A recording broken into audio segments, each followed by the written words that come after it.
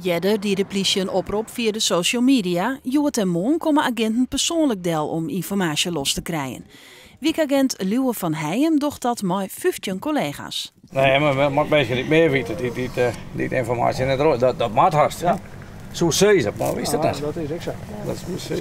En we zitten nog één keer in en er waren weer wat mensen die maar vregen worden voordat ze zelf wat vertellen.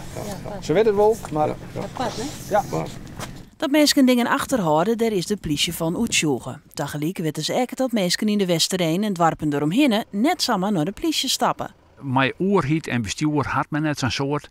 En als er wat regelen worden moet, dan doen we dat zelf wel. Dat hoeft nog net voor u te doen. En dan stapt men zelf net naar de politie?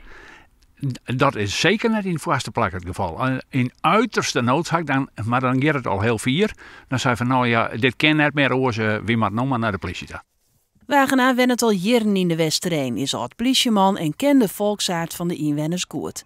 De politie in eigen persoon bij de Dwarendel, dat zal helpen, denkt er. Dit is een hele goede actie van de politie. Complimenten daarvoor. Want ja, je moet hier de mensen gewoon benaderen en uitlezen waar je voorkomen. En vragen wat jongen. En dan wil ze dat de politie best vertellen. Verder hebben mensen haar melden die het mogelijk wat jongen hebben. De politie hoopt de zaak gauw op te lossen.